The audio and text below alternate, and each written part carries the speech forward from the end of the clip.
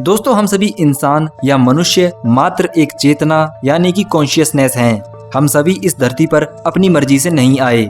करीब 8 मिलियन यानी 80 लाख से भी ज्यादा जीव जंतुओं की अलग अलग प्रजातियां इस पृथ्वी पर मौजूद हैं। इन सभी में बॉडी को लेकर डिफरेंस यानी अंतर जरूर है, पर सब में एक कॉमन चीज ये है कि इन सभी लिविंग स्पीशीज में चेतना यानी कॉन्शियसनेस ही मौजूद है। इसे अक्सर हम सभी आत्मा के नाम से भी जानते हैं। इसके अलावा सबसे खास बात यह है कि सभी लिविंग स्पीशीज में लेवल ऑफ कॉन्शियसनेस भी अलग अलग है। हम इंसानों यानी कि ह्यूमन बींग्स में इस कॉन्शियसनेस की मात्रा काफी ज्यादा है, जिसकी वजह से हम अपनी रियल आइडेंटिटी का पता लगाते हैं। जानवर या बाकी के जीव जंतुओं में इतनी क्षमता नहीं होती कि वो खुद को जान सकें। खैर, इसके अलावा एक ट्रुथ यानी सत्य ये भी है कि हम सभी को एक लिमिटेड टाइम के बाद अपने इस शरीर या बॉडी को यहीं छोड़ना पड़ेगा, फिर चाहे वो जानवर हो या इंसान। दोस्तों ये बॉडी, ये सेंसेस और ये माइंड हमें इस लाइफ में किसी खास पर्पस के लिए ही मिलते हैं। हमारी लाइफ एक जर्नी है जहाँ डेथ यानी मृत्यु हमारा लास्ट स्टेशन है। इसके बाद हम कहाँ जाएंगे ये तो कोई भी नहीं बता सकता, पर ये बॉडी जो हम यहाँ छोड़कर जाएंगे उसके बारे में हम जरूर जान सकते हैं। हमारी फिजिकल बॉडी और ये नेचर दोनों ही एक जैसे बेसिक एलिमेंट्स के बने हुए हैं। हमारी फिजिकल बॉडी पर जो भी इफेक्ट्स या प्रभाव पड़ते हैं वो नेचर के जरिए ही पड़ते हैं, जैसे कि सर्दी या गर्मी वगैरह। जब तक हम इस बॉडी में रहते हैं तब तक तो हम इसे जैसे तैसे बचा लेते हैं, पर जब हम इसे छोड़कर चले जाते हैं तब इस पर नेचर यानी प्रकृति किस तरह से असर डालती है ये शायद ही आपने कभी सोचा होगा। अगर हम किसी डेड बॉडी के साथ कोई छेड़छाड़ ना करें तो उस डेड बॉडी के साथ कैसे रिएक्शंस होंगे और उसका डिकम्पोजिशन प्रोसेस कैसा होगा, चलिए पता लगाते हैं। सबसे पहले और शुरुआत में कोई भी डेड बॉडी अपने हार्ट के जरिए ब्लड पंप करना बंद कर देगी, यानी पूरी बॉडी में ब्लड सर्कुलेशन रुक जाएगा, जिसकी वजह से बॉडी में मौजूद सेल्स, खास तौर पर ब्रेन सेल्स में ऑक्सीजन की कमी होने लगेगी और वो खत्म होने लगेंगे। रिजल्ट ये होगा कि मिनटों के अंदर डेड बॉडी का ब्रेन पूरी तरह खत्म हो जाएगा। अगर डेड बॉडी को एकदम स्ट्रेट रखा गया है तो धीरे धीरे सारा खून नीचे की तरफ आ जाएगा और ऊपर की बॉडी ऑलमोस्ट व्हाइट होने लगेगी।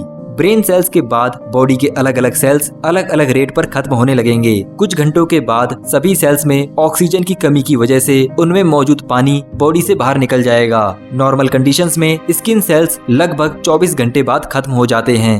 दोस्तों डेथ के 4 घंटे बाद रिगर मोर्टिस या पोस्टमार्टम रिजिडिटी नाम का प्रोसेस शुरू होता है, जिसमें lactic acid and myosin chemicals एक जेल की तरह दिखने वाला केमिकल बनाते हैं जो बॉडी में स्टिफनेस यानी अकड़न पैदा कर देता है। ये प्रोसेस भी करीब 24 घंटे तक चलता है।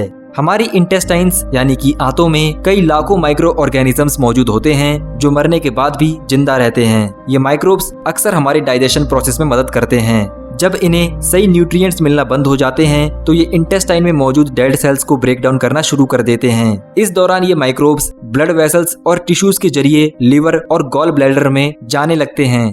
दोस्तों हमारा लिवर आमतौर पर एक खास तरह का ग्रीनिश येलो लिक्विड बनाता है जो हमारे गॉल ब्लैडर में जाकर जमा हो जाता है। ये सभी माइक्रोब्स धीरे धीरे इस लिक्विड को पूरी बॉडी में फैलाना शुरू कर देते हैं जो बॉडी को थोड़ा पीला बना देते हैं। थोड़े दिनों में कुछ खास बैक्टीरिया जैसे कि क्लोस्ट्रीडिया और कॉलीफॉर्म्स बॉडी को गलाना शुरू कर देते हैं और टॉक्सिक गैसेस निकलना शुरू हो जाती हैं। ये गैसें अक्सर हाइड्रोजन सल्फाइड, मीथेन या अमोनिया से भरी होती हैं जो पूरी बॉडी को बदबूदार बना देती हैं। इस दौरान इंटरनल ऑर्गन्स गलकर बॉडी से बाहर निकलना शुरू कर देते हैं।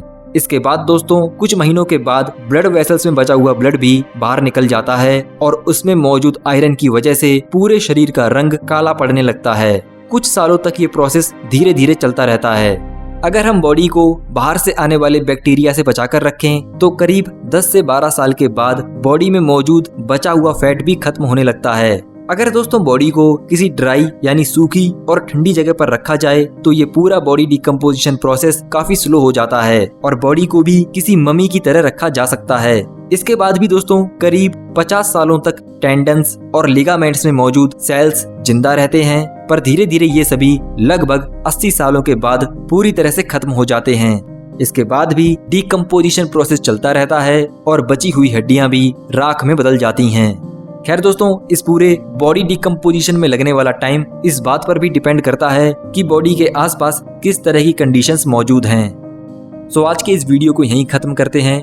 आई होप दोस्तों आपको ये वीडियो काफी इंटरेस्टिंग और नॉलेजेबल लगा, तो इस वीडियो को लाइक और शेयर करना बिल्कुल भी ना भूलें और ऐसे ही इंटरेस्टिंग वीडियोस के लिए चैनल को सब्सक्राइब भी कर लें। तो मैं मिलूंगा ऐसे ही किसी नेक्स्ट इंटरेस्टिंग वीडियो में। जय हिंद, वंदे मातरम।